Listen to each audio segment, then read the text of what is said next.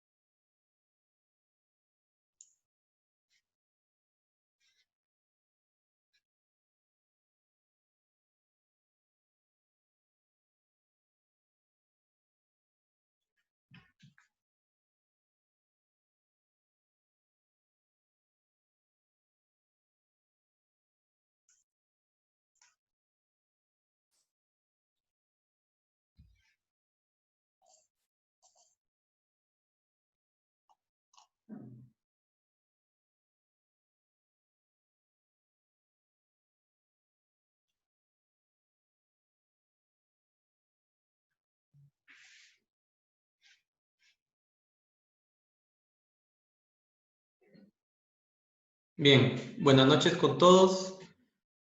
A nombre de ASI Perú, les damos una cordial bienvenida y un gran agradecimiento a todos los participantes que se han inscrito y enlazado a través de esta plataforma Zoom y a quienes nos siguen en este momento en la transmisión vía Facebook Live a través de la página de ASI Perú. Les recordamos que estén atentos a nuestras redes sociales para nuestros próximos eventos que venimos preparando para ustedes. El día de hoy se impartirá la conferencia técnica denominada Sistemas de contención certificados de vehículos para carreteras, la cual estará a cargo del señor Donaldo Rentería Franco de Perú. El tema que se presentará el día de hoy, denominado Sistema de contención certificado de vehículos para carreteras, es muy importante y de gran interés en proyectos de infraestructura vial a nivel internacional. Agradecemos la inscripción de participantes de diversas nacionalidades como Argentina, Bolivia, Ecuador, Colombia, España y Perú. Para ASI Perú es un honor darle una cordial bienvenida y un agradecimiento a Donaldo Rentería Franco por compartir con nosotros sus conocimientos y experiencia profesional. Puede proceder a dar inicio a la conferencia, estimado Donaldo. Gracias, Guillermo.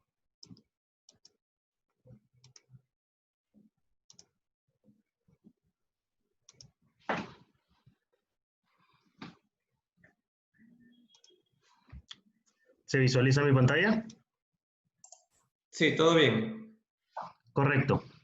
Buenas noches, mi nombre es Donaldo Rentería Franco. Actualmente desempeño el cargo de gerente de operaciones y gerente comercial en la empresa Blanco Perú SAT. Soy licenciado en Administración de Empresas con un máster en Operaciones y un máster internacional en Habilidades Directivas en EADE España. Mi teléfono y correo de contacto para cualquier consulta o comunicación posterior lo pueden encontrar en la parte inferior en estos momentos.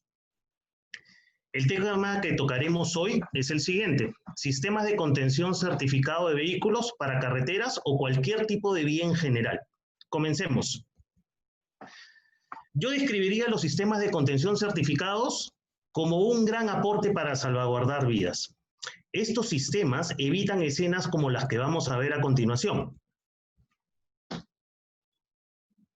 Esto es lo que tratamos de evitar, todas estas situaciones.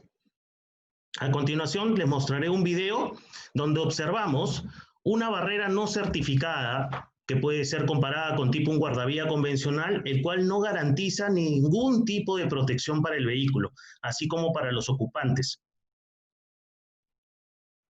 Conforme pasa el video van a ver que más que tratar de digamos, contener al vehículo, ese sistema lo único que hace no certificado es, al contrario, ¿no? Hacer un mayor daño.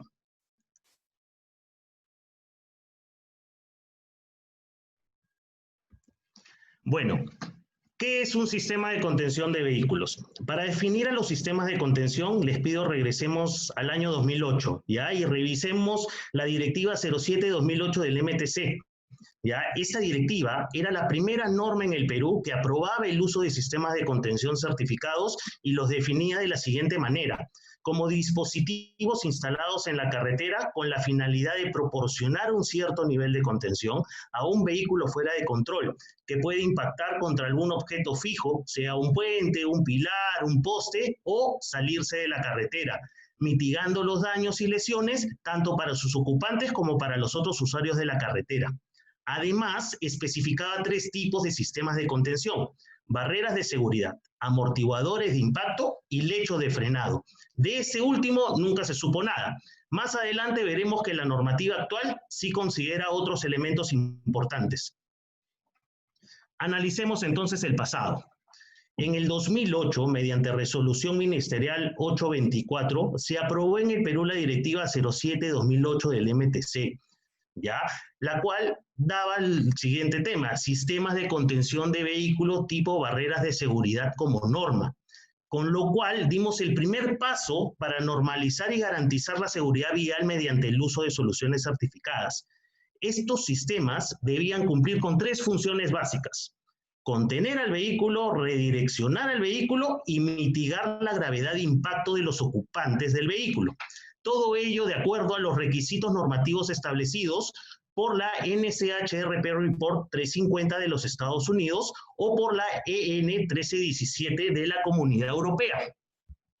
Cabe mencionar que la norma NCHRP 350 duró hasta el 2010, porque luego ha sido reemplazada prácticamente por la norma MASH. Asimismo, la norma EN 1317 fue actualizada en el 2011, especificando que todos los sistemas de contención de vehículos que se instalen de forma permanente en las carreteras de la Unión Europea posean el certificado de performance. ¿Qué quiere decir esto? Que todos los sistemas que se instalen tienen que ser certificados.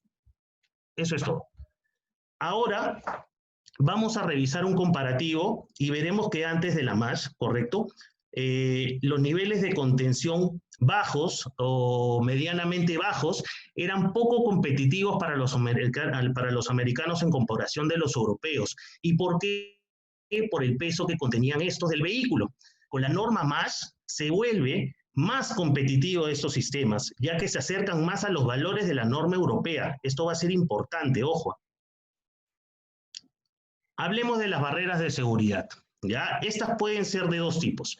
Pueden ser certificadas o no certificadas. Por el momento nos vamos a enfocar en las barreras certificadas, las cuales deben pasar por pruebas de impacto que permitan medir los siguientes parámetros: nivel de contención, nivel de severidad del impacto, deformación del sistema y capacidad de redireccionamiento del sistema. Posteriormente vamos a ir repasando cada uno de estos parámetros, ya para entenderlos de mejor manera. Las barreras certificadas también pueden ser o rígidas o semirrígidas o flexibles. Cuando hablamos de rígidas, hablamos de las tipo New Jersey, que son las de concreto, o cuando hablamos de las semirrígidas, hablamos de las barreras metálicas o barreras mixtas o barreras de madera. Las flexibles vienen a ser las barreras de cable, estas últimas de uso prohibido en algunos continentes y países. En el siguiente video, ya en el siguiente acá, bueno, acá hay una toma de pruebas de impacto como un TB11, TB32, TB42, TB51, niveles de contención para diferentes pesos de vehículos, ya, pero en este video vamos a ver un impacto de un vehículo de 16 toneladas que colisiona con el sistema y este lo contiene y redirecciona, ¿no? En este segundo video se aprecia mejor la toma, ¿correcto? Y se nota que aparte de redireccionar, bueno, contener y redireccionar al sistema, también no ocurre ningún daño dentro de la cabina interior. Eso es sumamente importante. Como ya se los había comentado, cada una de estas pruebas sirve para certificar la contención de una masa de vehículo específico, a una velocidad específica y un ángulo de impacto específico. Más adelante vamos a revisar un cuadro donde se aprecia mejor los distintos niveles de contención y sus respectivas pruebas de impacto. Pero acá les resalto las pruebas más comunes para los sistemas que se utilizan con mayor frecuencia en el Perú, ¿no? Siendo esta TB11 obligatoria para todos los ensayos en general, desde el N2 hasta el H4B.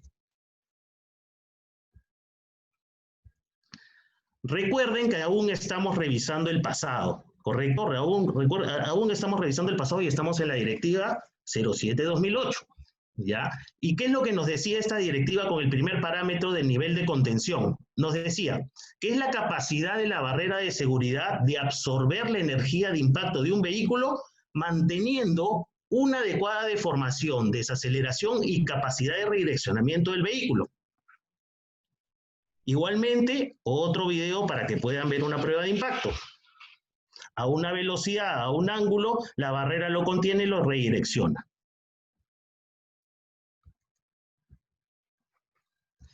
La directiva nos especificaba 5 niveles de contención. El P1, que era un tipo de contención bajo, el P2, que era medio, el P3, que era medio alto, el P4, que era alto, y el P5, que era muy alto. Todo ello de acuerdo a un tipo de vías con características específicas para cada caso, ¿correcto? Estos P significaban un tipo de nivel de contención bajo nomenclatura peruana. Además, la directiva nos mostraba un cuadro comparando la norma europea, la norma americana con la norma peruana, como se muestra a continuación. Por ejemplo, acá vemos que un P3 medio alto puede ser comparado con un TL4 en la norma americana o un H1, un H2 y un H3 en la norma europea. Hablemos ahora del nivel o índice de severidad de impacto, el cual mide la aceleración del impacto de una persona sentada dentro del vehículo con el cinturón de seguridad abrochado. La directiva indicaba que para la elección de un sistema se debía priorizar el uso del tipo ACI-A. Sin embargo, no dejó de lado el uso de ACI-B. Y esto fue muy bueno. ¿Por qué fue bueno? Puesto que en Europa los sistemas borde-puente en su mayoría son de ACI-B. Por lo tanto, no los restringe para su uso acá en Perú. Ahora hablemos de los anchos de trabajo y de flexión dinámica. Este punto es sumamente importante porque los anchos de trabajo y de flexión dinámica se obtienen de acuerdo a pruebas de impacto. Es decir, a ver, en los ensayos de impacto lo que se prueba es solo el sistema para un nivel de contención específico, ¿ya? Pero después de la prueba se obtiene recién su ancho y de flexión de acuerdo a los resultados de prueba. Ancho de trabajo de flexión dinámica no es más que el desplazamiento máximo del sistema respecto al vehículo, considerando la cara interna de la viga. A esto le llamamos deflexión dinámica. Y el desplazamiento de la parte posterior del sistema sin ningún obstáculo vertical, lo vamos a llamar ancho de trabajo, ¿correcto? Los anchos de trabajo más comerciales actualmente en el Perú van desde un W2 hasta un W5. Esto porque los diseños de vía con los que contamos en nuestro país no cuentan con los espacios de terraplén suficientes para la instalación de la barrera de mayor ancho de trabajo y de flexión dinámica. ¿Correcto? Ese es el motivo. ¿Por qué les había mencionado que este punto era sumamente importante? Porque de acuerdo a la norma EN 1317, si queremos instalar un sistema por método de hincado, el ancho de terraplén debe ser igual o mayor al de la deflexión dinámica del sistema. Entonces me pregunto yo, ¿qué es más importante en la determinación de un sistema para cualquier proyecto? ¿Su ancho de trabajo o su deflexión dinámica? A continuación vamos a presentar una encuesta y espero nos respondan y poder responder a esa pregunta, ¿no?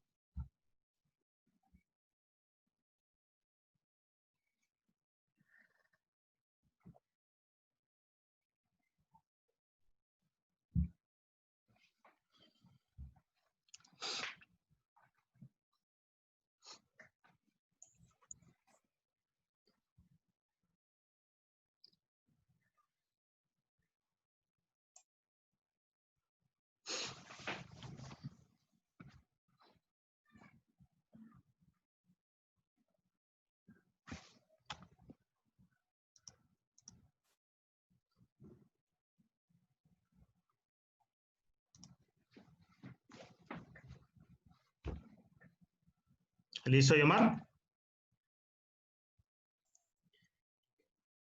Lanzo los resultados de la votación entonces. Yo creo que voy a votar un buen grupo. Uh-huh.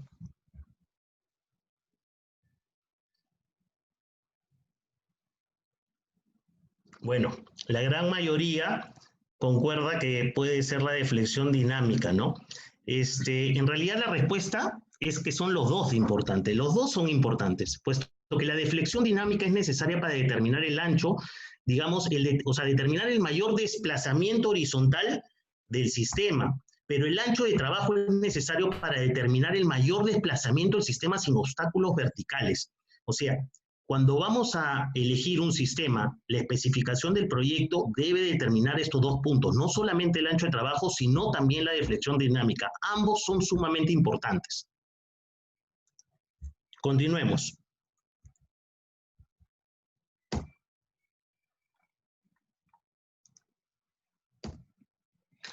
Capacidad de redireccionamiento. La capacidad de redireccionamiento es, bueno, propiamente dicho, la capacidad de devolver de manera controlada la vía a un vehículo que sufre un impacto contra dicho sistema. Ojo, que el redireccionamiento del vehículo no puede salir fuera de la caja de salida o zona CEN, que viene a ser esta, ¿correcto? En las pruebas de impacto, las cajas de salida vienen a ser estas zonas de acá, ¿ya? Si se sale de esa zona, no se certifica la barrera. Habiendo revisado ya todos los parámetros que forman parte de un sistema y sus respectivas funciones a evaluar, ahora revisemos el criterio de selección de un sistema de acuerdo a la directiva del 2008. Seguimos en el pasado. Cabe mencionar acá que durante los primeros años el aprendizaje y uso de estas soluciones planteó un reto sumamente exigente desde el ámbito técnico, comercial y operacional, tanto para la entidad estatal normativa, que es la entidad normativa del MTC, como para los distintos actores de este negocio, proyectistas, consultores, concesionarios, contratistas y empresas instaladoras. La implementación de esta directiva fue importante como punto de inicio, pero a su vez, como lo vamos a ver ahora, contenía varios vacíos normativos, además de algunas ambigüedades en la conceptualización, por lo que en los primeros años de implementación de estos sistemas se han cometido muchos errores, tanto en especificaciones como adquisiciones e instalaciones. Posteriormente, y durante los últimos 11 años, todos hemos aprendido y mejorado nuestros conocimientos referentes a estas soluciones. Sin embargo, aún debemos continuar aprendiendo y falta mucho por hacer, ¿correcto? ¿Qué nos especificaba la directiva?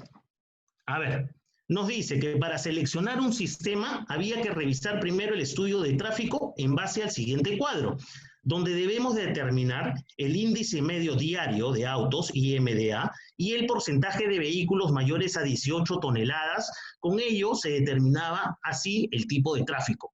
Por ejemplo, ¿no? Seleccionemos un índice medio diario entre 350 y 4.000 vehículos por día, y que este sea menor del 25%, ¿correcto?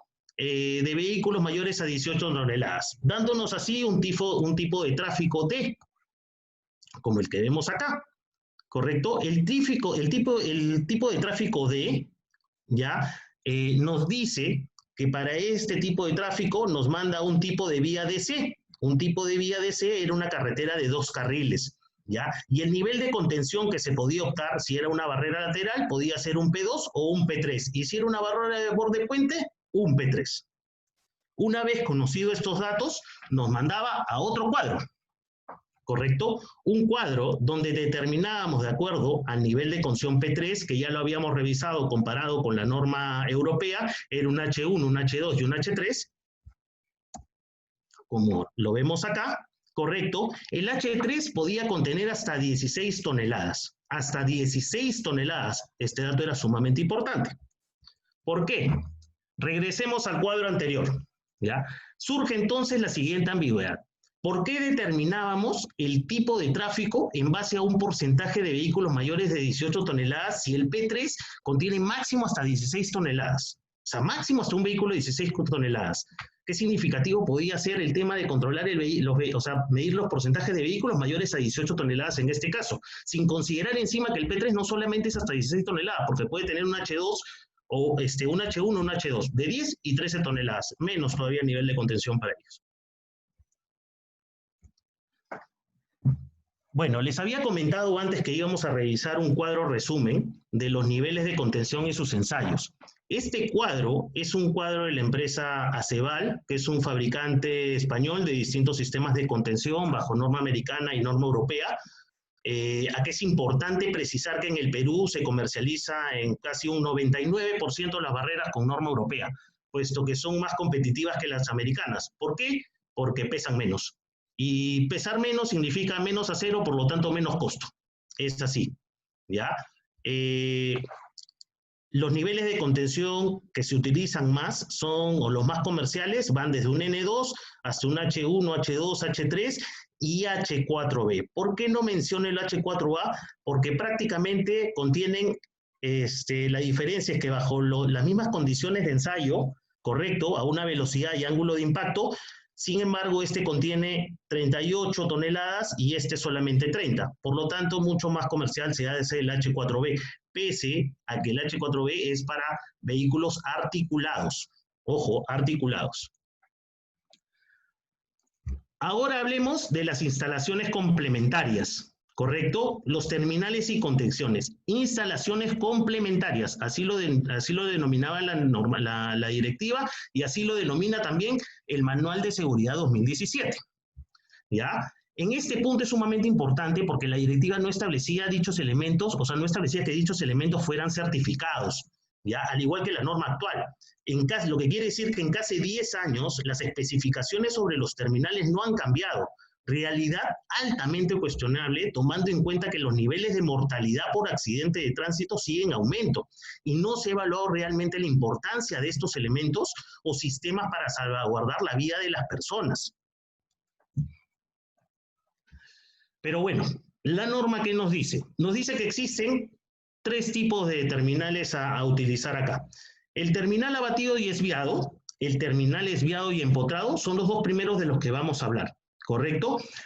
Ambos casos son netamente opciones de instalación, pero no podemos hablar en sí de un elemento seguro puesto que no se ha garantizado su funcionamiento porque no han sido ensayados. ¿Correcto?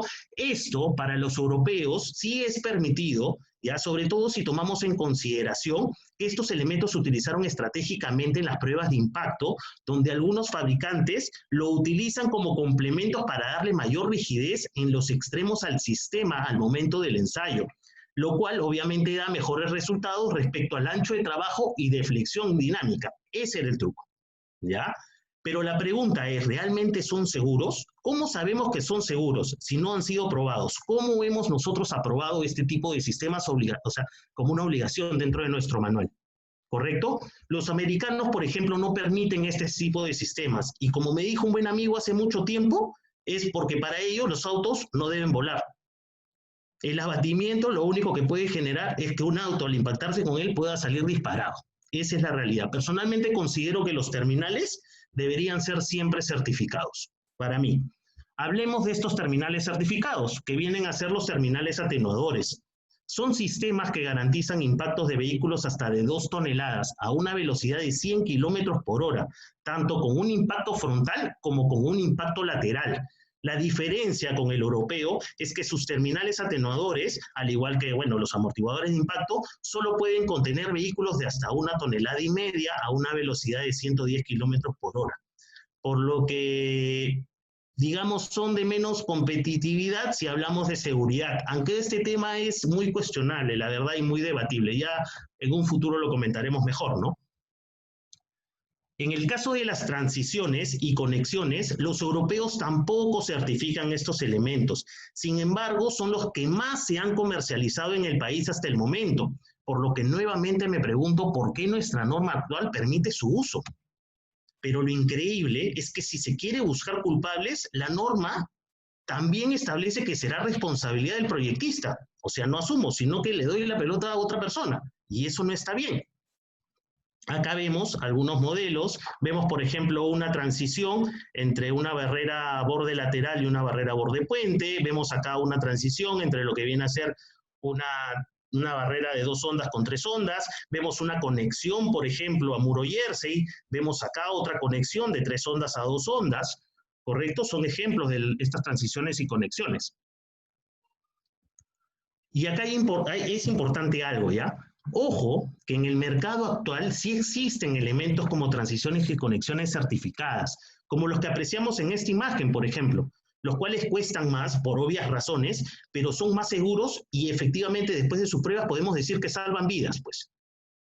Entonces sí existen este tipo de elementos y deberíamos priorizar su uso antes de usar otros elementos que no han sido ensayados y no nos dan una garantía como tal.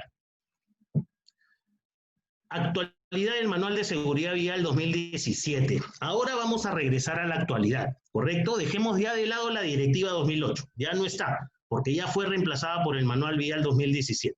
¿Ya? Este manual presenta varias modificaciones positivas, como por ejemplo identificar de mejor manera los dispositivos de contención, porque ya no solo son barreras y amortiguadores, o los lechos de frenado, que nunca existieron, sino que también incluye a los terminales atenuadores, a las barreras desmontables, a las transiciones y las barandas para peatones. ¿Ya? Como se muestra en la siguiente imagen, existe ya una mayor gama, una mayor variedad de soluciones ya normadas y listas para implementarse en nuestras carreteras y vías. Entonces, señores, comencemos a trabajar porque la señalización y seguridad vial es tarea de todos, pues. Comencemos a darle prioridad al uso de todos estos elementos. También es importante aclarar ya que aún existen ambigüedades y contradicciones en el nuevo manual, ¿ya? Y no lo digo como crítica, sino lo digo como una oportunidad de mejora realmente, porque el Ministerio ha trabajado mucho y la verdad que se nota, se ve. Hablemos ahora, ya revisemos ahora cómo establece el nuevo manual los niveles de contención, los niveles de contención en comparación con la directiva del 2008. Primero, ya no hablamos de niveles de contención P1, P2, P3, P4, P5, se acabó la nomenclatura. Solo menciona, como se aprecia en el cuadro, los niveles de contención como nivel de contención baja, nivel de contención normal, nivel de contención alta y muy alta, ¿correcto? Segundo, encontramos un nuevo tipo de nivel de contención, el L1, el L2, el L3, el L4A y el L4B, ¿correcto? Lo único que hay que saber de esto es que a comparación del H1, H2, H3, H4A, H4B, también requiere, adicional a los ensayos que ya teníamos o ya habíamos visto antes, también requiere de un ensayo TB32. ¿Correcto? ¿Qué significa esto? Que para el H1, H2, y H3, y H4 y H4B, para que se vuelva un L1-2, un L2, un L3, un L4 y un L4B, necesita tener los ensayos de la N2, de la barrera N2, el TB11 y el TB32 adicionalmente. Eso es lo único. Ahora, hablemos también en este caso del ancho de trabajo, la deflexión dinámica, ¿correcto? Y de la intrusión del vehículo, ¿correcto? Porque ya el manual ya nos dice que ya no solamente es importante ahora fijarnos en el ancho de trabajo y deflexión dinámica solamente, sino también en la intrusión del vehículo, es decir, el desplazamiento máximo de cualquier parte del vehículo en el momento del impacto. En algunos casos, este podría ser mayor al ancho de trabajo o igual a la deflexión dinámica, como se muestra acá, ¿correcto? Puede ser mucho mayor, digamos, la intrusión al ancho de trabajo o podría ser en este caso igual a la deflexión dinámica, solamente hasta donde llegue el vehículo. Hablemos ahora de los criterios de implementación de las barreras de seguridad, ¿ya? Estos criterios de implementación son casi iguales a los de la Directiva 2008. ¿Ya? Solamente hay 4 puntos que son nuevos. ¿Ya? Agrega uno, por ejemplo, como es el evaluar la probabilidad de impacto con la barrera de seguridad relacionada con el volumen de flujo vehicular, ¿no? Como se muestra acá, lo resaltado en rojo. También se recomienda para la instalación de las barreras de seguridad en tramos curvos, previa justificación técnica del proveedor y del conductor de la barrera. De nuevo me pregunto, ¿cuál es la razón por la que el proveedor y fabricante del sistema tiene que justificar la implementación de la barrera en los tramos curvos? Lo óptimo no es que la entidad reguladora establezca dentro de la norma un radio de curva mínimo para instalar este tipo de soluciones, tomando en cuenta la velocidad de la vía, el tipo de tráfico y otras condiciones particulares. Hasta ahorita, la verdad, sigo sin entender. Otro punto nuevo es que se instalará barreras de seguridad cuando el ancho del separador central de la carretera sea inferior a 6 metros. No voy a entrar en mucho detalle con estos puntos, ¿no? Luego, otro punto nuevo es que se instalará barreras de seguridad compatibles con el entorno en zonas cuya protección haya sido incluidas entre las medidas mitigadoras en caso donde existan lagos, pantanos, ríos, zonas arqueológicas con un alto contenido estético y paisajismo, es decir, las barreras de madera, las barreras mixtas. ¿Por qué? Por un tema netamente estético, ¿correcto? Ahora, los criterios de selección para definir un determinado nivel de contención también han cambiado de acuerdo a lo establecido inicialmente en la Directiva 2008. Ahora, la responsabilidad de la elección recae sobre el especialista de ingeniería vial, ¿ya? En este punto, creo que si bien la Directiva 2008 tenía criterios o tenía ciertos errores, digamos, en la forma de selección, por lo menos tenía una forma más clara de identificar el tipo de nivel de contención. Por lo que personalmente opino que en el Manual de Seguridad Vial 2017 se debió establecer un proceso de selección con limitantes claras y no responsabilizar nuevamente al proyectista en este caso. Igualmente, se menciona también que el proveedor e instalador deben garantizar la efectividad en la instalación y operatividad del sistema. Bueno, en este caso, por supuesto que el proveedor y fabricante pueden hacerse responsables de la efectividad del sistema como tal. Pero creo que asimismo el ministerio debería, no sé, pues, digamos, homologar a esta empresa asociada al fabricante para la instalación de un sistema que pueda garantizar este buen funcionamiento, ¿ya?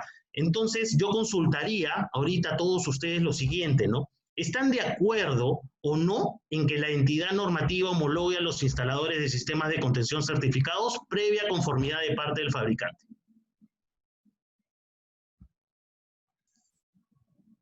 Estimados, pueden levantar la mano mediante la opción y le podemos aperturar los micrófonos para que puedan dar sus puntos de vista.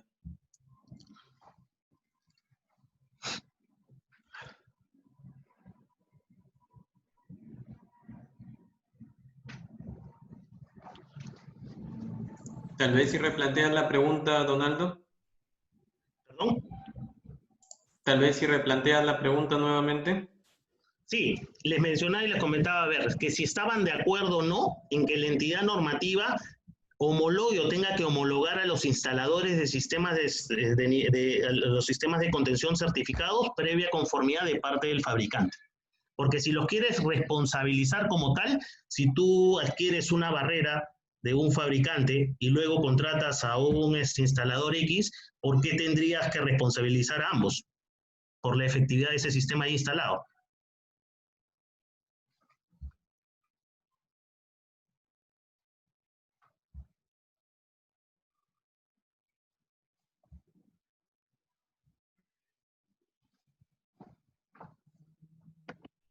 ¿Continuamos? Parece que hay una persona que quiere comentar. Un momento. A ver. ¿Aló? ¿Me escuchan? Sí, ¿qué tal? ¿Qué tal? Mi nombre es Carolina Monterrey. Yo creo que no es posible que la entidad pueda homologar a los instaladores. Hay demasiadas carencias todavía en los proyectistas, en los proyectos. No se integran las barreras como deberían de integrarse por falta de presupuesto, por oposición de las normas también de diseño de carretera. Por lo tanto, es un arma de doble filo. Porque ¿cómo puedes homologar a un instalador si cada uno de los fabricantes tiene formas de instalar diferentes o tiene piezas diferentes? Sobre todo, no obstante sean homogéneas las piezas entre todos, porque al final todos tienen poste y todos tienen viga. Las demás piezas son, digamos, irrelevantes. Son 3 piezas principales. Pero si uno tiene un talud que es de 50 centímetros ¿Qué te garantiza a mí como fabricante, porque yo represento a un fabricante, qué me garantiza a mí de que mi barrera va a funcionar si yo tengo esas condiciones? Que son escasas las condiciones, son precarias las condiciones. Entonces no es posible homologar, eso también lo hacen, si no me equivoco, lo quieren hacer en Chile. Lo que se puede hacer no es tanto homologar al instalador, sino hacer una verificación de la instalación. Y que, por ejemplo, en zonas de roca no se corten una cierta cantidad de postes. Y que se hinquen como deberían de hincarse. Verificar el material, se puede verificar el material. Se puede verificar, pero también hay ciertos costos, ¿no? Hay ciertos costos que hay que asumir si uno quiere hacer eso. Sí, Carolina, un argumento totalmente válido y una posición válida también. Lo que pasa es que justamente cuando te hablamos del manual, el manual lo que sugiere es que el proveedor y fabricante, ambos sean responsables de la efectividad, ¿no? Entonces, el fabricante, ¿cómo puede continuar siendo responsable si el instalador no, o un instalador X no instala correctamente su sistema, ¿no? También es cierto que fuera de una homologación se puede dar un tema de supervisión de acuerdo a si lo he instalado de acuerdo al manual de instalación del fabricante. Yo personalmente considero que sí es posible el homologar, porque existen empresas que también represento a una, que tiene la capacidad, pero conozco a varias en el mercado que también pueden hacerlo, ¿no? Es mi posición, pero también es muy válida la tuya. Estoy totalmente de acuerdo con ello. ¿Algún otro comentario?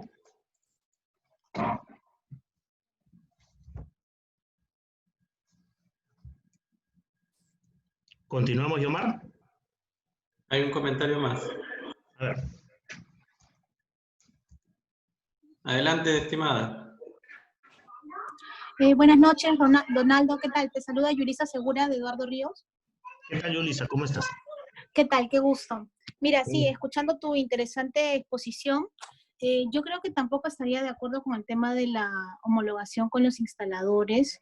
Primero porque, aparte de las condiciones que indica Carolina, sabemos que las restricciones presupuestarias que se tienen para el presupuesto nacional de mantenimiento de vías, para rehabilitación, para mantenimientos periódicos, es bastante escaso, y muchas veces las decisiones que se toma el gobierno para poder darle prioridad a ciertas vías, pues restringen que se ejecuten otras, y levantar barreras de entrada para instaladores o para ejecuciones finales haría que esto incluso sea más engorroso. Yo lo veo más desde el lado presupuestario que del lado práctico de la obra.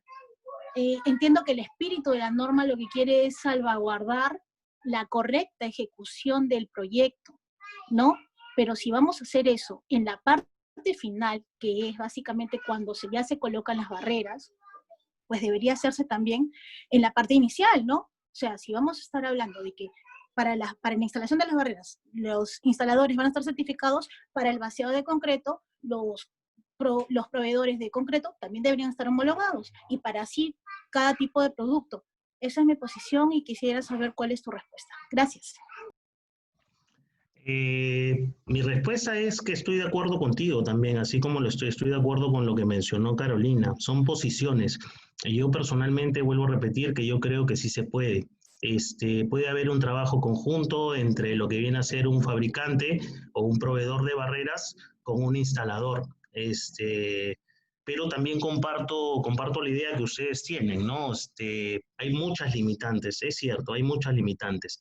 El manual, bueno, el MTC en general, como lo dije hace un rato, en estos últimos años, ha tratado y hace el esfuerzo de poder mejorar, digamos, el ámbito normativo. Sin embargo, hay muchas cosas que todavía siguen en la ambigüedad o siguen quedando en el aire, ¿no?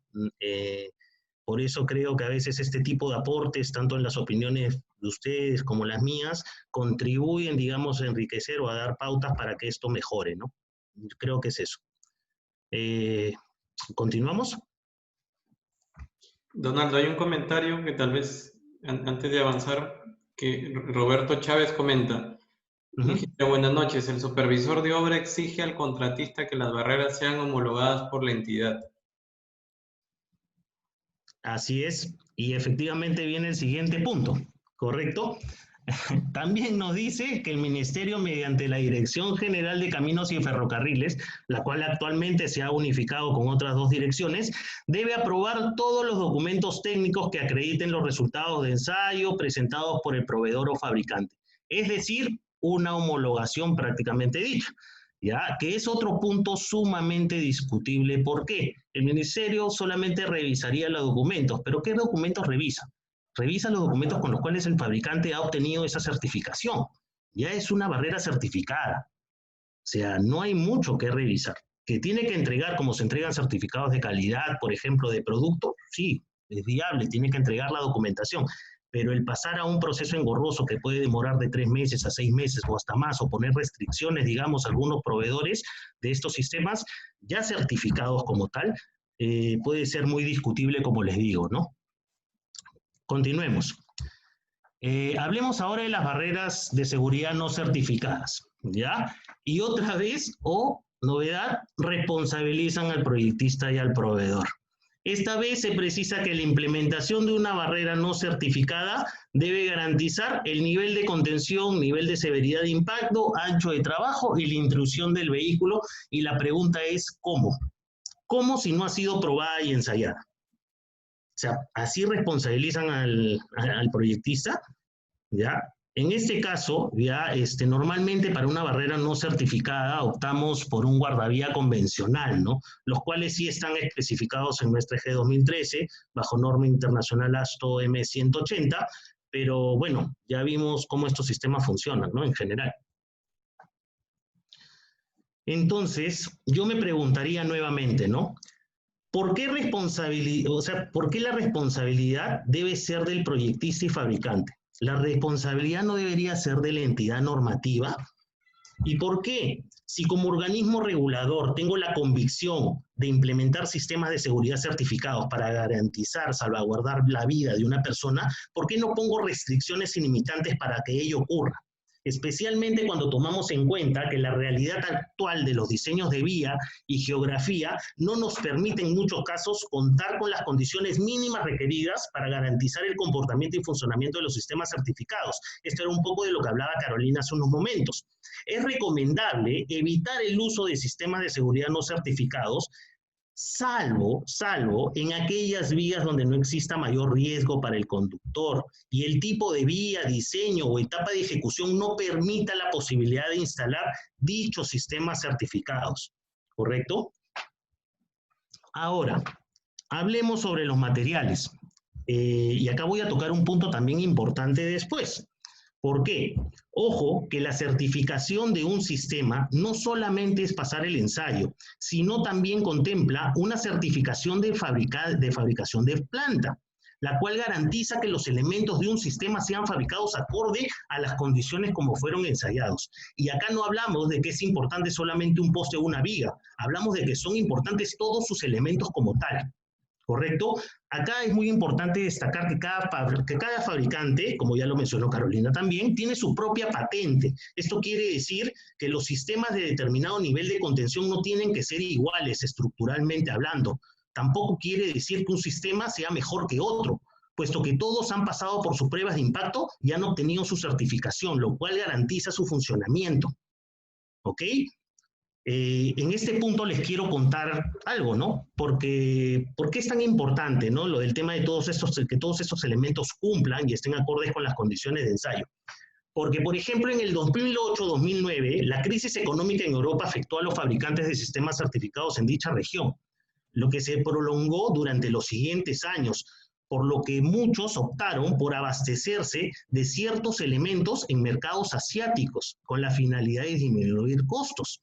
Evidentemente, el ingreso de estos productos no fue permitido en muchos países de Europa u otros mercados con mayores restricciones, pero en países como Perú fue fácil comercializar e instalar estos sistemas sin mayor objeción, lo cual evidentemente reducía la calidad del producto, dando más prioridad de intereses económicos que a la vida de una persona.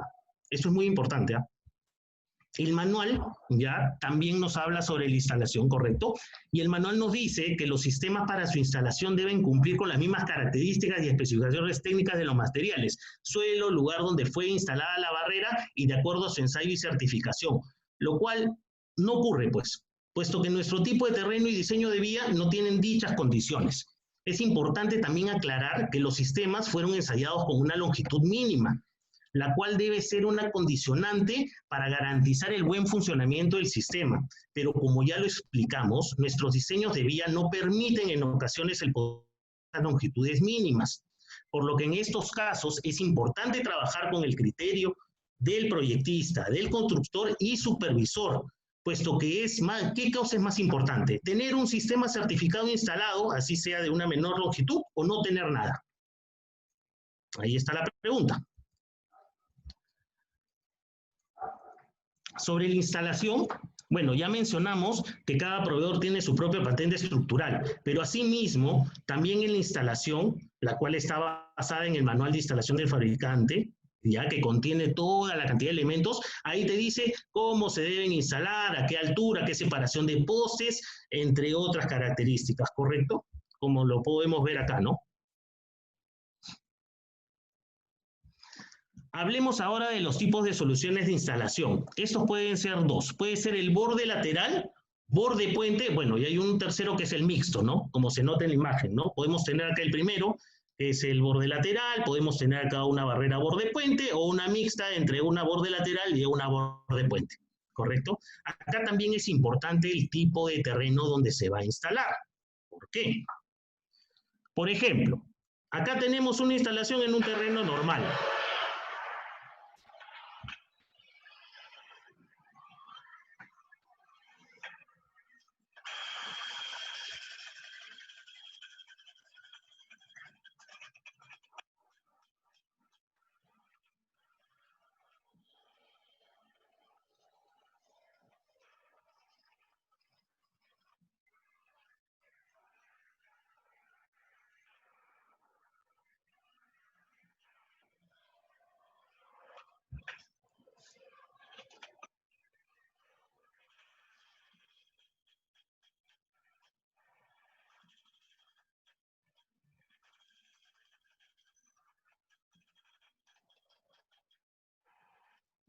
Correcto. Acabamos de ver cómo en un terreno normal, esta instalación con este tipo de equipos, los postes ingresan como si fueran una mantequilla, sin ningún problema. Lamentablemente hablamos de tal vez el 10% del tipo de terreno que tenemos en el Perú.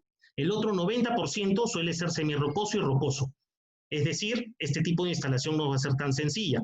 Y en muchos casos habría que buscar otro tipo de soluciones recomendadas por el fabricante y también que tengan que ver de acuerdo a su manual de instalación. A veces también optamos por tener que volver un sistema de repente en una zona lateral, volverla a un borde puente, ¿no? Hacer una viga de cimentación con características, digamos, tengo un diseño similar a ese, ¿no? Que pueden ser de 60 por 50 centímetros de concreto armado, ¿no?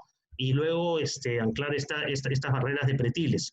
Es una forma de solución, ¿no? Pero en nuestro país se da el caso de que es muy difícil instalar una barrera por borde, por método de hincado, ¿no?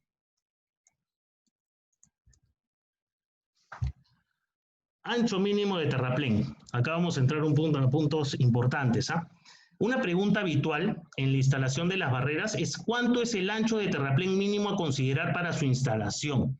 Sobre todo en zonas de precipicios. En este aspecto, la norma EN 1317 es clara y establece que debería ser en función de la deflexión dinámica, por lo que yo considero que el proyectista no solamente debe especificar en el proyecto el ancho de trabajo, sino también la deflexión dinámica para cada proyecto.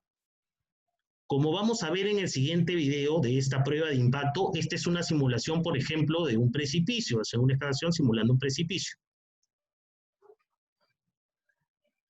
Vemos un vehículo acá de casi 30 toneladas.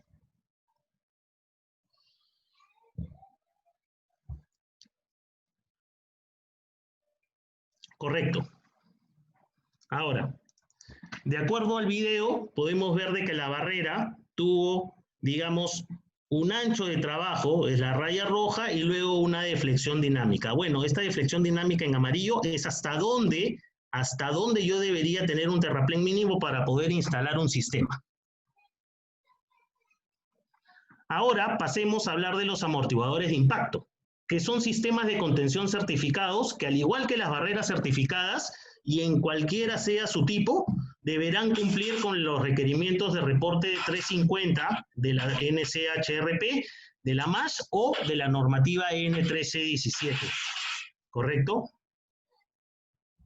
Acá he preparado un cuadro en el cual es un comparativo entre la norma americana y la norma europea, donde prácticamente la norma americana para los amortiguadores de impacto nos habla del TL1, TL2 y TL3, mientras que en la norma europea nos manda hasta un N2, ¿no? La diferencia, por ejemplo, porque lo más común es usar en amortiguadores norma americana, es que para un TL1 la velocidad es de 50 km por hora, TL2 70 y un TL3 es de 100 km por hora, para vehículos de 2 toneladas, ¿correcto? El problema con la N1317 es que accesa hasta vehículos de 1,5 toneladas nada más. Existen diferentes tipos de amortiguadores de impacto, sin o con capacidad de redireccionamiento, de impacto móvil, entre otros. Acá, por ejemplo, podemos ver un amortiguador que se utiliza para vehículos, en este caso, por ejemplo, las concesionarias podrían utilizar esto para el tema o carreteras en conservación, ¿correcto? Para que no sucedan estas cosas. Este tipo de accidentes son muy comunes cuando las personas se quedan dormidas, ¿no? Y finalmente puedes evitar una fatalidad.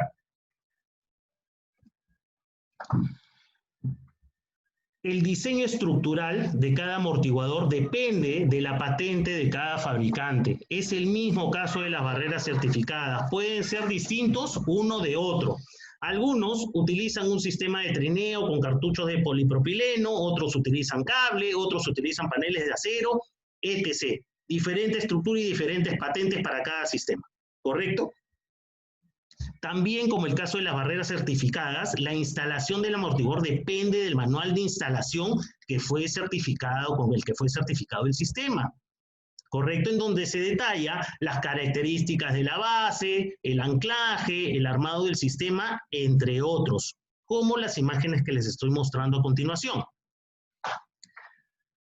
Los amortiguadores pueden adaptarse a distintos obstáculos, desde 60 centímetros hasta 3,20 metros, por ejemplo, como lo vemos acá. O sea, se pueden utilizar para poder proteger cualquier posibilidad de impacto, ¿correcto? Para mí son ideales, por ejemplo, en todo lo que tiene que ver con cabinas o casetas de peaje. Todo lo que tiene que ver con peajes deberían tener amortiguadores. ¿Por qué? Para que no pase esto, ¿no? O para que no pase esto tampoco.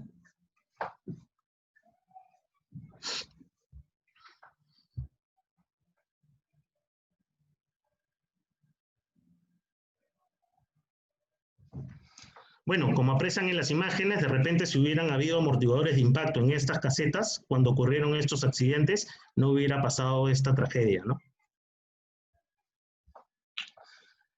Y como les estoy diciendo, claro, los amortiguadores de impacto pueden adaptarse y pueden diseñarse para contener cualquier tipo de, cualquier vehículo para cualquier obstáculo en general, ¿correcto? Miren, por ejemplo, este accidente que pasó en una caseta de peajes, donde vemos de que si bien un amortiguador contiene hasta un vehículo de 2 toneladas, en este caso hablamos de un vehículo prácticamente de entre 13 toneladas a 16 toneladas. Sin embargo, este amortiguador lo pudo contener y evitó una fatalidad así.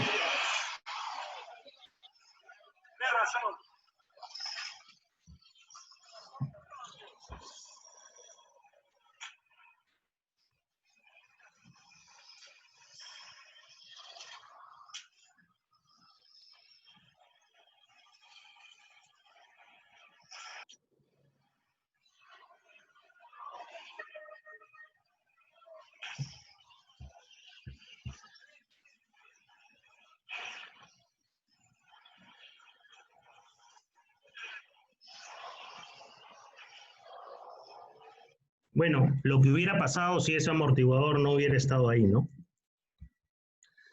Para finalizar, quiero compartir con ustedes esta breve reflexión, ya, la cual es muy importante, ¿no? Y es que con el paso de los años, la entidad estatal, mediante el MTC, ha logrado importantes avances en el contexto normativo referente a los sistemas de contención de vehículos. Sin embargo, hay que continuar trabajando, pues, ¿no?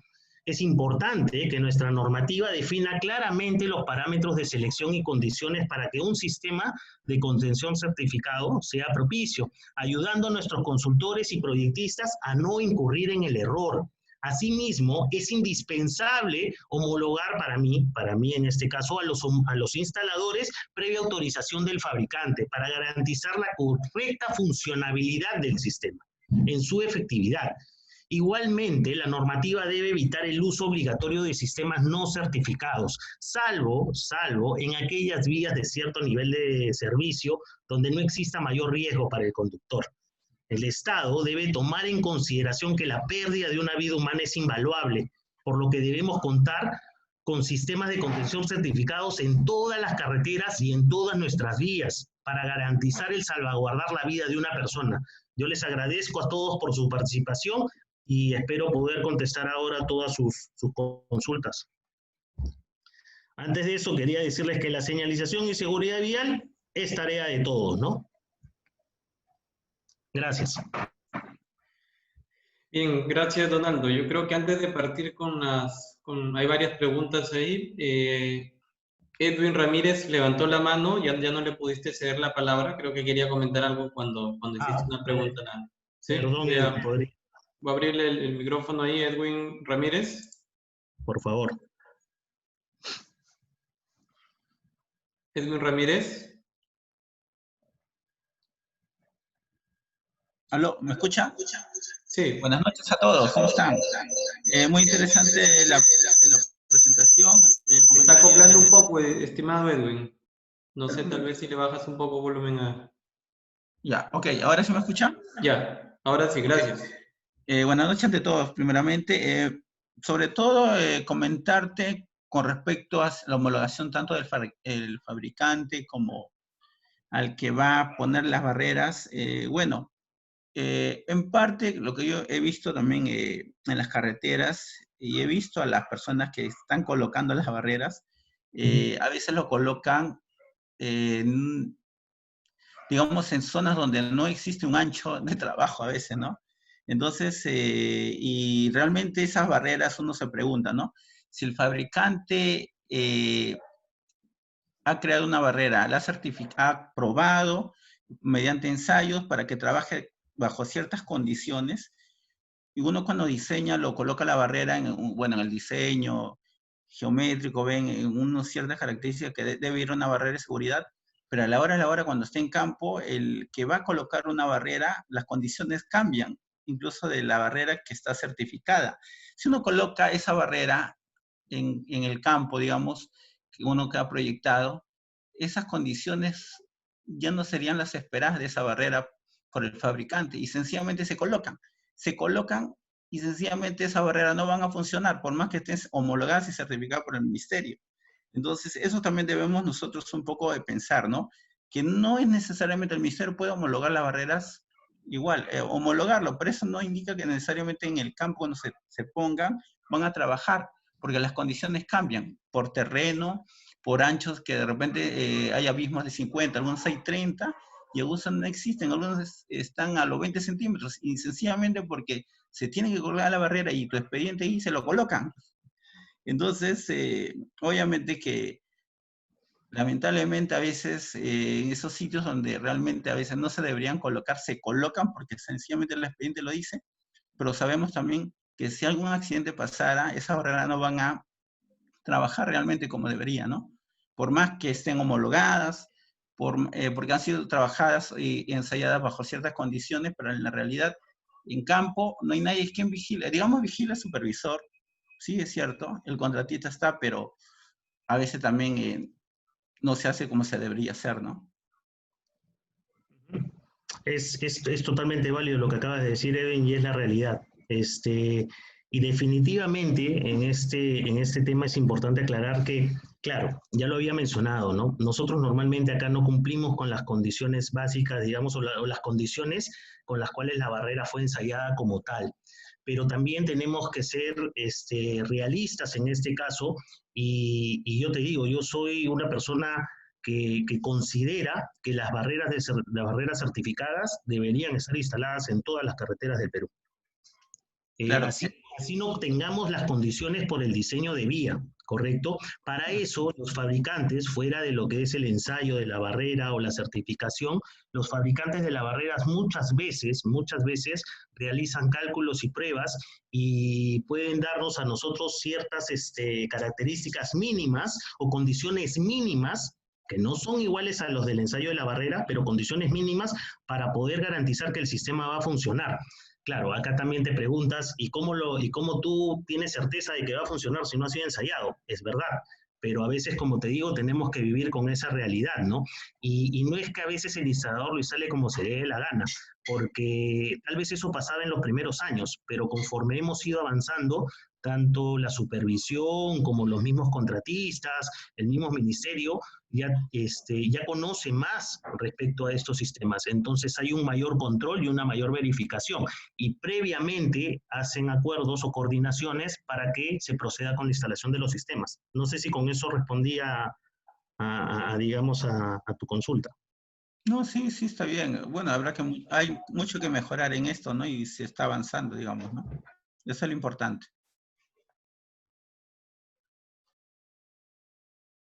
Bien, hay otra consulta. Quiere hacer también una participación Luis Zelaya. Correcto. Adelante, Luis Zelaya. Hola. Luis, ¿puedes intervenir?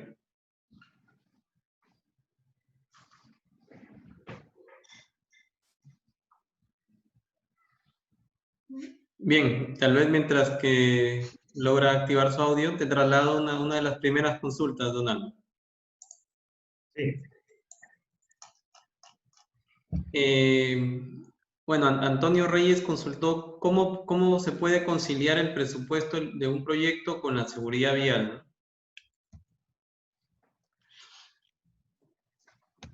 Ese es un punto importante porque obviamente los proyectos tienen que ser también económicamente viables y digamos que en muchos de estos casos, ese es un punto positivo, por ejemplo, con el nuevo manual, ¿no?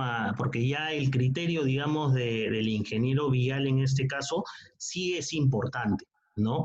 Yo lo que precisaba hace unos momentos es que a comparación de la directiva 2020 no le dabas ningún procedimiento, ningún canal para poder llegar a determinar el nivel de contención más óptimo.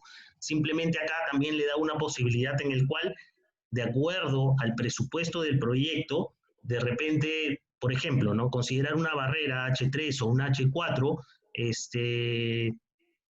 no debería ser tampoco un tema viable si es que podrías considerar un H2, ¿no? Dependiendo del tipo de vía y el tipo de vehículos que transitan ahí. En este caso podríamos optar por niveles de contención, digamos, no tan altos, sino medianamente altos, para poder tener, digamos, una mayor cantidad de sistemas de contención en la vía, ¿no? En general. El Estado también debería priorizar una inversión mucho mayor en estos sistemas, porque la verdad, vuelvo a repetir, la vida de una persona es invaluable, totalmente invaluable. Y estos sistemas salvan vidas.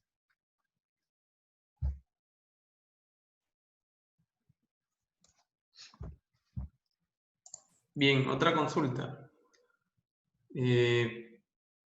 María de los Dolores Agreda pregunta, si una barrera es impactada y sufre daños menores, ¿sigue cumpliendo su función o cuando ya es impactada automáticamente debe ser reemplazada, aunque estos daños no sean graves?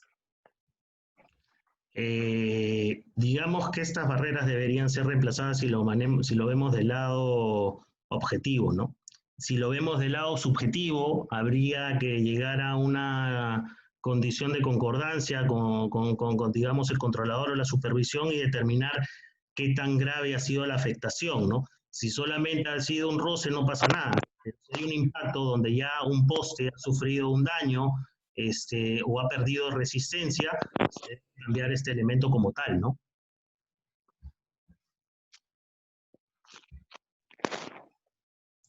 Bien, no sé si ya puede intervenir, creo, Luis. Hola, ¿me escucha? Sí, adelante. Hola, ¿qué tal, Donaldo? ¿Qué tal, Luis? ¿Cómo estás? Un gustazo. Bueno, es un comentario, ¿no? Es importante también tener en cuenta hacer un estudio previo de los elementos que hay en la vía, ¿no? Los elementos rígidos, como árboles, postes, etcétera, antes de hacer una instalación o antes en el previo estudio, hacer un previo pues levantamiento para determinar pues si en esa zona realmente es necesario colocar la barrera, ¿no? Y otro factor también importante es el terreno, ¿no?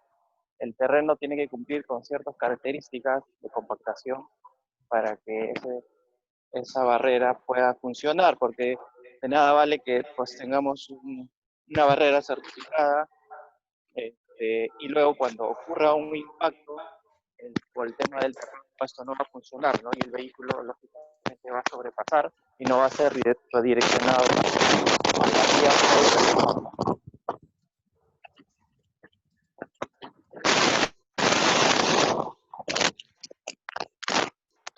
Creo que tengo un problema, Luis.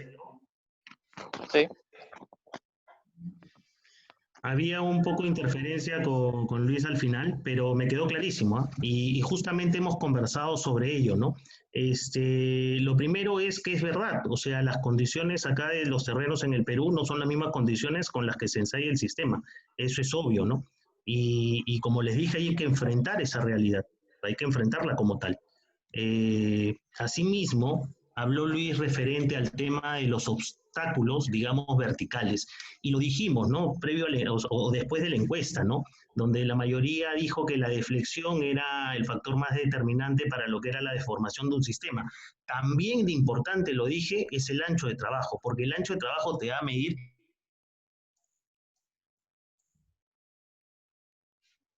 es importante para la decisión y determinación de un tipo de sistema en la vía, ¿correcto? Bien, otra consulta. ¿Qué malas prácticas durante la instalación de barreras son más comunes desde su perspectiva? ¿Qué tipo de observaciones son las más comunes por parte de la supervisión?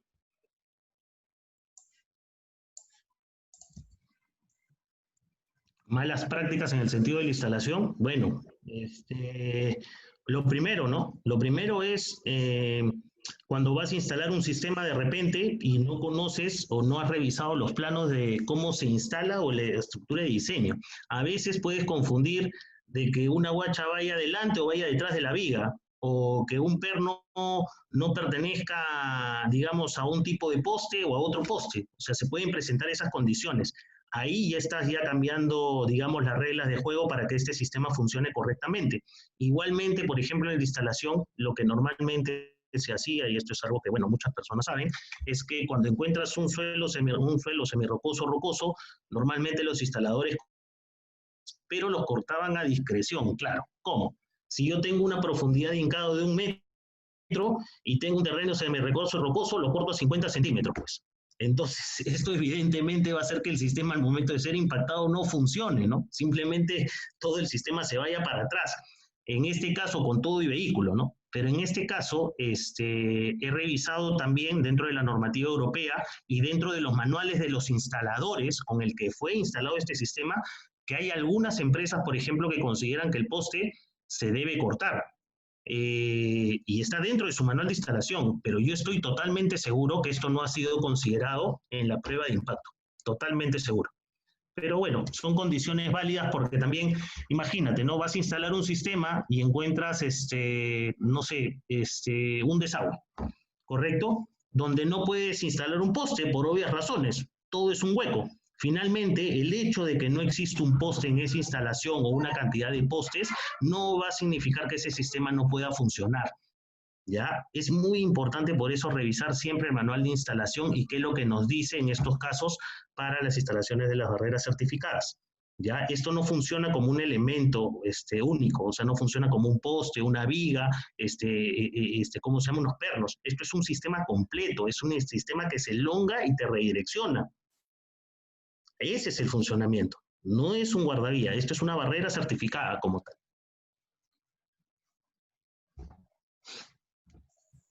Bien, hay un comentario que también quiere hacer el ingeniero Raúl García. Correcto. Ingeniero, ¿nos escucha? Sí, ¿qué tal me escuchan ahora? Sí. Sí, buenas noches, adelante.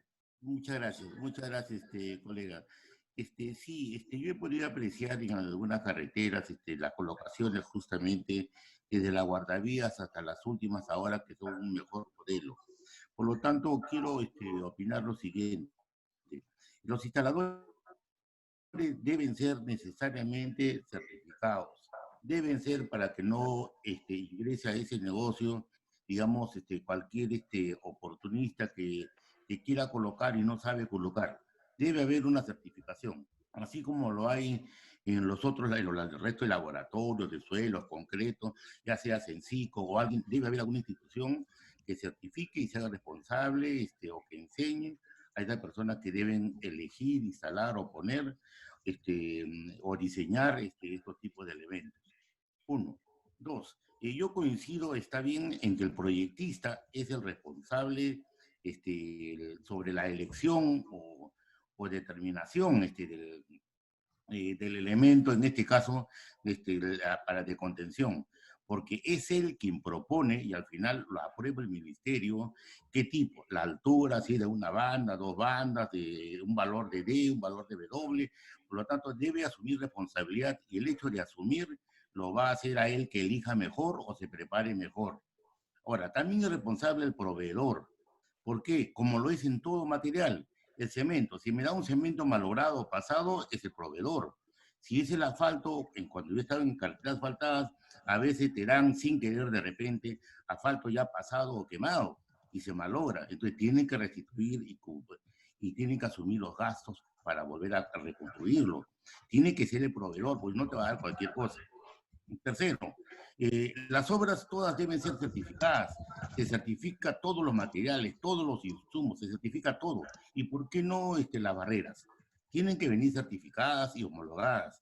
Sí, porque yo he visto que en algún caso, en algunos sitios me traen algunos materiales, en este caso guardavías, o digo, el actual, nos traen chinos, por decir, y dicen que son iguales. Entonces, no es igual el certificado que lo que viene como chino y viene mucho más barato y que te dan las especificaciones, Dios sabe de dónde, cómo lo ponen. Entonces, ahí tiene que intervenir el ministerio.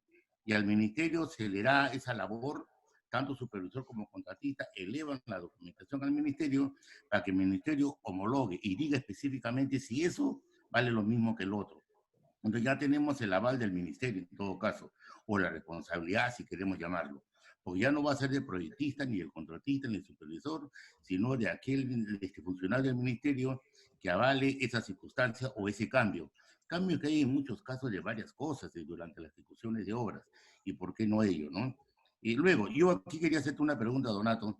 En algún momento he calculado de que, tú sabes de que hoy en día hay bastantes ómnibus de 2 pisos, en donde la carga humana mayor está en la parte alta. Por lo tanto, si yo calculo su centro de gravedad, muchas veces el centro de gravedad no cumple con la altura máxima que tiene la guardavía o que tiene el elemento de contención. Y por lo tanto, se voltea el carro hacia el otro lado. ¿Y qué ocurre? ¿Ya no está vigente ese criterio de elección o lo han dejado de lado? ¿Cuál sería la respuesta? Disculpe. Mira, interesante los aportes que nos acabas de dar, de verdad que lo considero sumamente interesante. Y respecto a tu consulta, las pruebas que se realizan impiden justamente esto, impiden que este tipo de vehículos se vuelque. No puedes instalar, digamos, en una carretera para este tipo de unidades, por ejemplo, de repente una barrera H1, H2, si no vas a tener que empezar a trabajar de un H3 o H4, que son sistemas de alta contención, pero a la vez también están preparadas para contener cierta altura de los vehículos. Por eso que estas barreras normalmente tienen una viga superior. ¿Correcto? Y esto también lo marca la nueva normativa o el manual del 2017 en base al índice de intrusión. Ya no solamente habla de la deflexión dinámica y del ancho de trabajo, sino también de la intrusión del vehículo en la vía. Sí, no sé si puedo continuar. Sí, por favor. Ya, ok, el diálogo es excelente, me agrada el tema. En algún momento yo he estado justamente en esos cargos, en la supervisión, siempre en carretera, y he tenido algunas inquietudes. Yo he visto que todavía algunos proyectos, digamos, que se están construyendo recién o se van a continuar y terminar, todavía sigue teniendo los elementos de contención que no cumplen con el criterio que te estoy diciendo. Inclusive anteriormente había otro criterio, no sé si era anterior, donde decías que dónde se obliga o dónde es necesario colocar un método de contención. Si hay un desnivel mayor a 4, creo que a 4 metros de altura, ¿no? Sí, eso. Inclusive si el ancho de la berma creo que era 1 metro o 2 metros, y hay varios sitios que tienen esas características y no tienen. 60 centímetros. Y lamentablemente, yo diría, cuando tú construyes una carretera que sirve para mejorar la calidad humana, o sea, del ser humano, muchas veces estos elementos de seguridad se ponen al final y se dan cuenta al final del hecho, no en un momento oportuno. Por ejemplo, lo que tú dijiste, a veces no hay ancho de terraplén necesario para colocar el valor D o el valor de doble de la guardavías o del elemento de contención. No lo hay. A esas alturas, cuando ya estás terminando la obra, nadie te va a echar en la plataforma. O sea, el error cometido sigue y lo vas a hacer, y se va a hacer. Porque también hay varios proyectos que ya datan de algunos años atrás, digamos 5 o 6 años, que recién se están ejecutando o todavía han demorado 5 o 6 años de construirse, y que lamentablemente tú ves cómo se ejecutan se ponen estos implementos sin la necesaria elevación de seguridad, o sea, sin cambiar el elemento.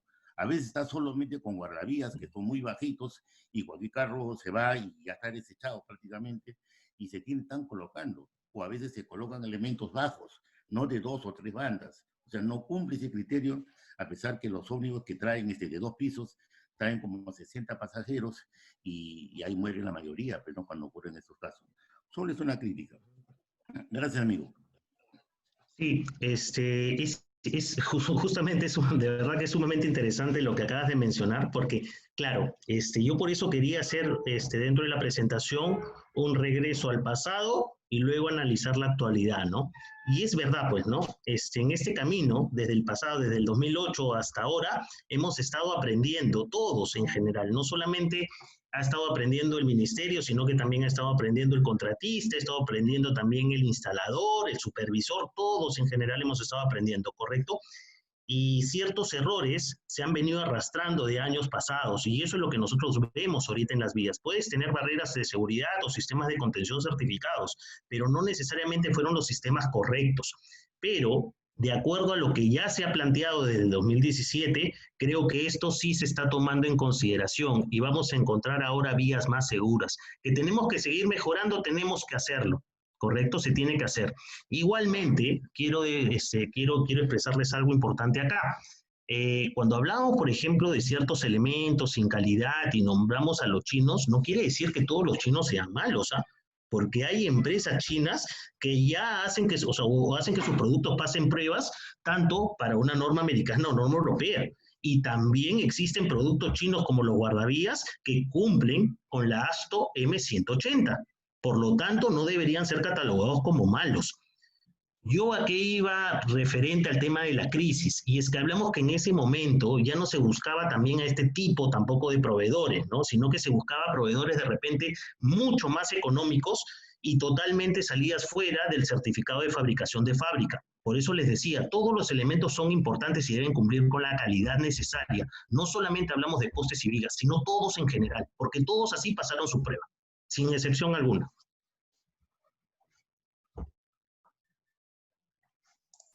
Donaldo, tenemos muchas preguntas. No sé si nos regalas unos minutos más, si no hay problema. Me han servido un poco de agua, así es que no hay problema. La garganta aguanta. Ya, de acuerdo.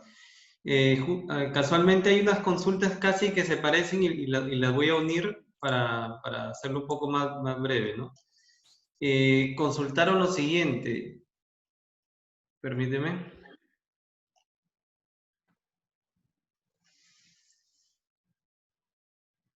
¿qué opinan sobre algunas instalaciones de barreras, o mejor dicho, que algunos postes se hincan en la zona de las cunetas? ¿Realmente estas barreras de seguridad funcionan? Qué buena pregunta.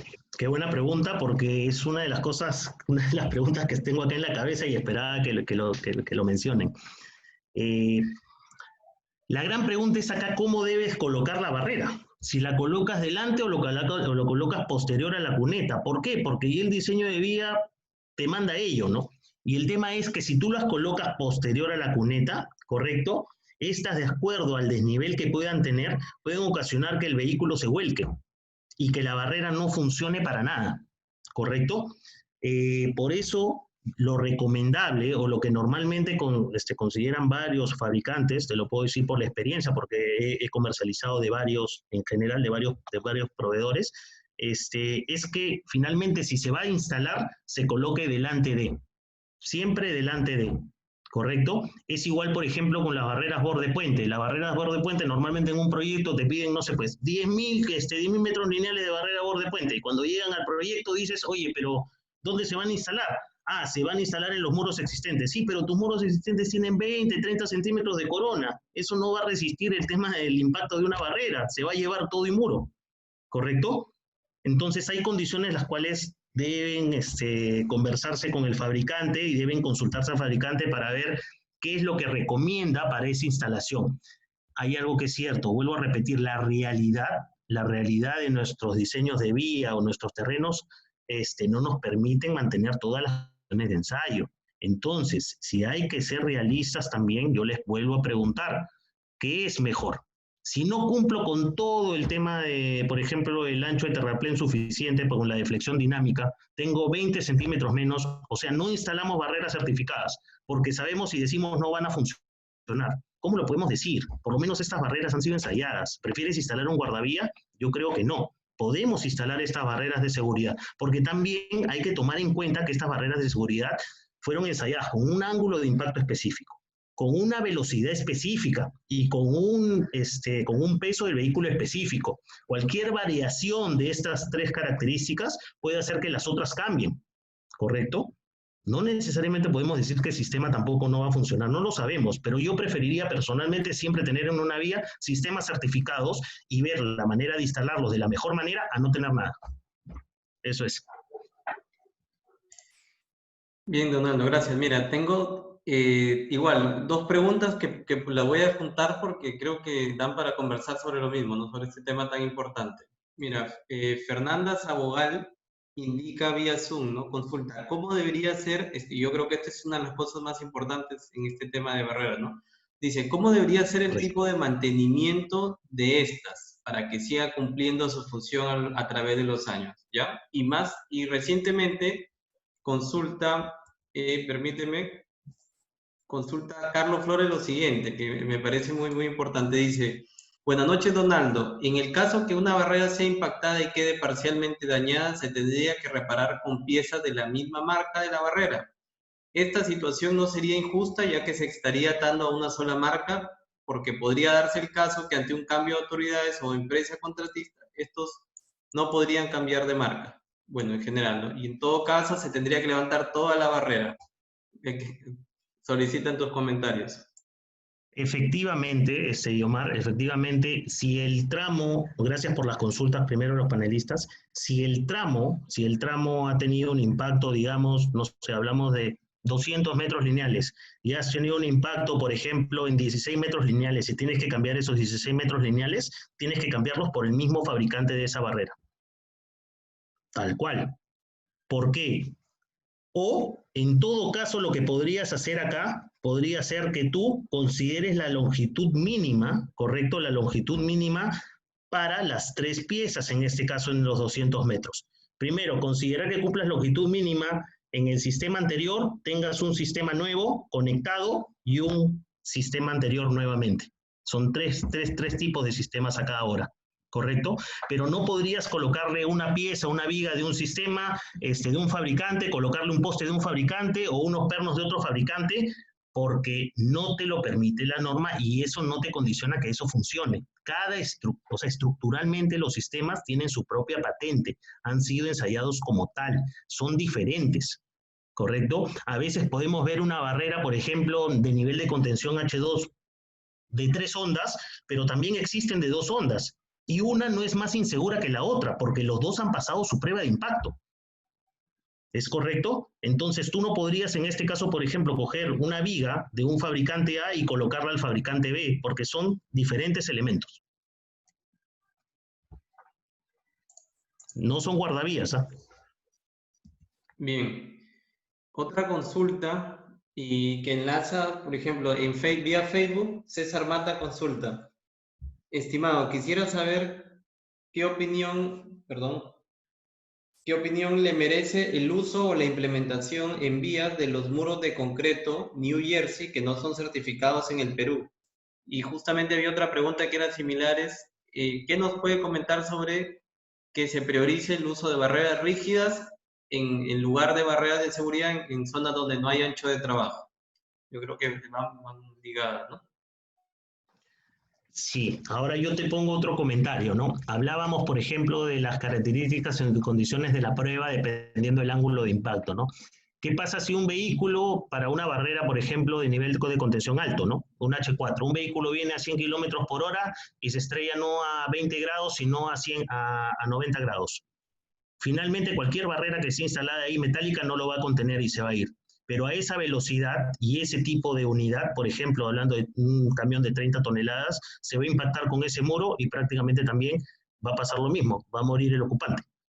¿Correcto? Hay condiciones en las cuales también habría que considerar que al igual que existen, por ejemplo, los guardavías y existen los New Jersey que no son certificados, también existen elementos de concreto certificados, ¿ah? O sea, también existen y se podrían considerar, porque hay lugares o digamos como solución en lugares donde ya no se puede instalar una barrera certificada por el tema de costo, evidentemente. El New Jersey es una muy buena solución, pero yo preferiría que siempre y cuando sea certificado, porque existen los certificados. Y esos, ojo, también son ensayados con el tema de la introducción del vehículo y evitan que el vehículo se vuelque. Imagínate en una Costa Verde, por ejemplo, una vía Costa Verde acá en Lima, donde tienes por el tramo de Miraflores y antes de llegar a Barranco tienes Jersey, digamos, en la berma central, pero sin embargo estos no son certificados. En cualquier momento podría haber un impacto en el cual, por un impacto de un vehículo que va en una vía en un sentido, puede ocasionar la muerte o puede ocasionar una tragedia con vehículos en el otro sentido, ¿no? Si tuvieras certificados, de repente disminuirías ese riesgo. Bien, tal vez para cerrar un par de consultas más y una apertura más de un micrófono, ¿sí? Sí. La apertura la dejo al final. A ver, otra consulta. Yo creo que esto también me parece importante. Dice, ingeniero, ¿las barreras deben ser hincadas o en dados de concreto? ¿Qué pasa cuando en una vía hay un mix? Supongo que se han querido referir a ambos casos, ¿no? ¿El sistema en general cumple o no?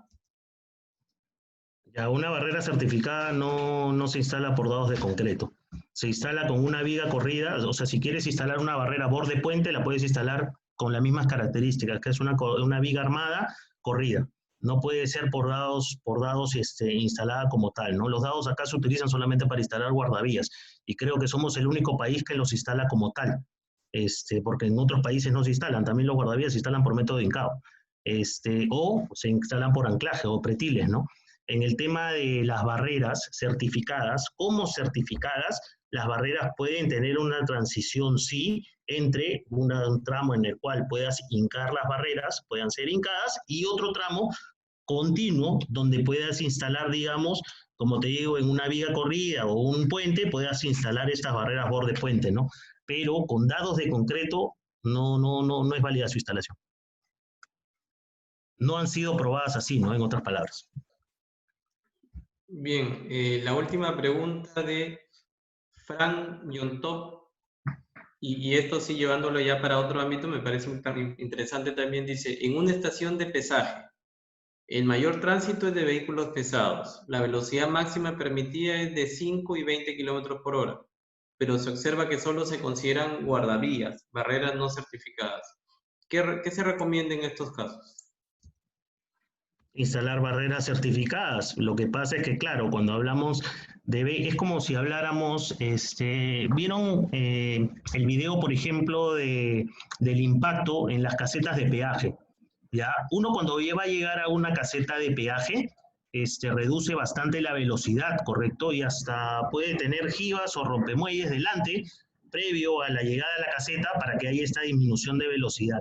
Sin embargo, hemos visto que estos accidentes ocurren. ¿Por qué? Porque el conductor se quedó dormido, estaba a alta velocidad, porque el conductor tuvo, no sé, un tema de salud, un tema cardíaco que puede pasar, y pasan estos accidentes, ¿no? Igual es en el tema de la caseta de peaje, perdón, en el tema del pesaje, ¿no? Decimos, no, los vehículos van a 20, van entre 5 a 20 kilómetros por hora o a 15 kilómetros por hora, sí, pero puede dar la eventualidad que ese vehículo se despiste o vaya, digamos, a una mayor velocidad, no frene. Por lo tanto, es importante también considerar acá que deberían haber sistemas de contención certificados y no necesariamente un guardavía que no te va a garantizar que contenga absolutamente nada, ¿no? Hemos visto ya en el video también cómo un vehículo de prácticamente 900 kilos se destruye solamente por impactar estos sistemas, ¿no? Bien, y para dar cierre, Braulio Álvarez levantó la mano. A ver, bueno, Braulio.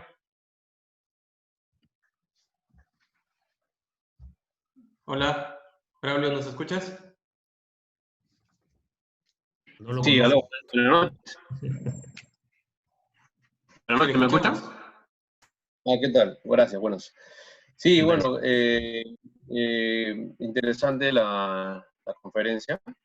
Yo quería aportar algunas cositas de algunas preguntas también o algunos comentarios que hicieron. Hay uno que me pareció interesante que dijeron, o que consultaron si después de un choque la barrera se necesita un mantenimiento inmediato para que funcione, ¿no? Evidentemente las respuestas deberían ser rápidas, porque una barrera que ya está impactada no va a funcionar. Existe una barrera que sí, a pesar después de un impacto, sigue funcionando, que es la única, que es la barrera de cables, ¿no? La barrera de cables es un sistema muy interesante que se usa en todo el mundo, en Estados Unidos muchísimo, en Europa más, Inglaterra, Suecia. Es una barrera que muchos acá en Perú no les gusta por un tema, me parece, de miedo, de temor o de conocimiento, pero es un sistema muy económico para instalar, o sea, como coste inicial, muy económico para mantener, porque los cables duran casi eternamente, no hay que cambiarlos. Y hay situaciones donde sí se pueden colocar, donde tengas un ancho de trabajo que sí lo permita, porque evidentemente los cables tienen un ancho de trabajo alto, ¿no? Entonces, para medianeras, en autopistas o en vías, no necesariamente que sean rectas, pueden ser curvas también, funciona perfecto, ¿no? He visto casos en medianeras donde incluso la berma central es 1 metro. Yo he visto instalaciones en Europa donde ponen cables al medio. Ahora muchos dirán, oye, pero si no tienes ancho de trabajo, está prohibido, no, la norma no lo permite. Bueno, en otros países lo hacen porque es la única solución permitida y también quería una reflexión ahí, ¿no? A veces estás en una condición de la vida donde buscas soluciones y no las encuentras. No tienes ancho de trabajo, no tienes, tienes un talud muy cercano, tienes un cerro, tienes rocas, o sea, puedes buscar cualquier opción y no vas a encontrar ninguna. Pero ahí vuelve lo que decía Donaldo, ¿no? Mira, en estas condiciones hay que ser valientes y especificar algo, porque cualquier cosa que se ponga va a ser mejor a no poner nada. Entonces ahí es donde se puede optar por soluciones que no necesariamente van a cumplir lo que está ensayado, lo que dice el ensayo, porque ese es un laboratorio. Y en la práctica, en la realidad, cuando uno instala barreras en las vías, sobre todo en Perú, todas las pruebas de laboratorio no sirven para nada. Uno tiene que tomar una decisión en campo en ese momento. Ese es un punto que sería bueno debatirlo en algún momento, ¿no? Después, quería tocar otro punto sobre el tema de la supervisión, de las instalaciones. Yo sí creo que los instaladores, no solamente de barreras, sino todo el tema de seguridad vial, deberían ser empresas que tengan su certificación por el Estado. No necesariamente que sea, digamos, que un instalador de barrera venga de la mano con un fabricante de barreras, no necesariamente, pero sí que todas las empresas que instalen barreras, que hagan seguridad vial, tengan un registro, así como lo tienen las contratistas en el ministerio, para el Estado, porque este es un servicio especializado y así se evita que no para restringir competencia, ojo, sino para evitar empresas que se meten a hacer algo que no conocen puedan hacer cualquier tipo de trabajo. Yo lo he visto, lo hemos vivido en campo, ¿no? En el campo. Entonces, yo creo que sí es...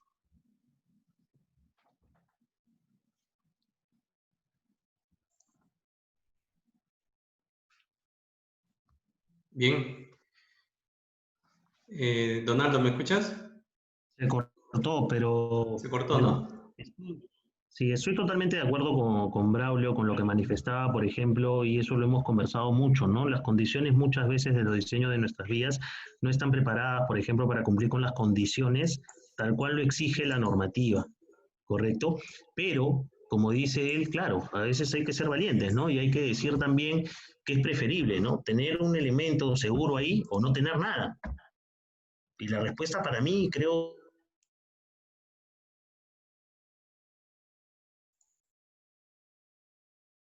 el instalador y el proyectista, ¿correcto? También comentó Braulio referente a estas barreras, digamos, de cables, ¿no? Las barreras de cables son elementos, digamos, o sistemas flexibles que efectivamente se utilizan en muchas partes del mundo, ¿no? Hay una controversia ahí porque hay otros lugares donde no, sobre todo por el daño que puede causar para motociclistas. Entonces, claro, si hablamos acá en Perú, en general hay ciertas vías importantes donde de repente no se puede instalar una barrera metálica o otro tipo de sistema y se podría optar por este tipo de solución, ¿no? Porque también, claro, han sido ensayadas y funcionan perfectamente, es cierto, es cierto. Bien, Donaldo, yo creo que ha sido una conferencia muy, muy fructífera. Hay mucha más, como acá más de 20 preguntas más, me parece, y también muchas personas más que quisieran compartir. Si tal vez tú lo permites y otros especialistas más también se animan a compartir, tal vez podríamos abrir otra oportunidad para más adelante, ¿no? Y seguir conversando sobre estos temas. Yomar, por supuesto, mira, yo quiero agradecerles a todos, sobre todo a los que están participando, porque gente como Carolina, como Yulisa, Antonio, como Raúl, como el mismo Braulio, entre otros, Luis, por ejemplo, han hecho muy buenos aportes y muy buenas consultas, ¿no? Imagínate de repente una mesa de trabajo en la que podamos compartir todas nuestras experiencias y transmitirlas a todos los ingenieros en el Perú, ¿no? Eso es muy importante, ¿no? Lo que quiero yo recalcar es que acá la señalización y seguridad vial, vuelvo a repetir, es tarea de todos y tenemos que empezar a trabajar en ello. Gracias. Ya para terminar, Donaldo, bueno, una vez más agradecerte a ti por tu disponibilidad, por tu tiempo, por todo lo que has compartido con todos los que hemos participado a través de Zoom y Facebook. Bueno, decirles a todos que esta conferencia va a quedar grabada y colgada en el canal de YouTube de ASI Perú. Y nada, nos invitamos a seguirnos y a estar atentos a las próximas conferencias que tienen como objetivo común justamente seguir compartiendo, ¿no? El conocimiento y experiencia de muchos profesionales que están en el tema de infraestructura. Te cedo las palabras finales, Donaldo, para el cierre. Sí, Yomar, nada, agradecer a ASI Perú por esta oportunidad y sobre todo por el gran trabajo que vienen realizando con estas conferencias y poder transmitirle a todos en general los conocimientos aprendidos durante todos estos años. Yo les agradezco a todos por su participación. Muchas gracias. Gracias, hasta pronto. Gracias.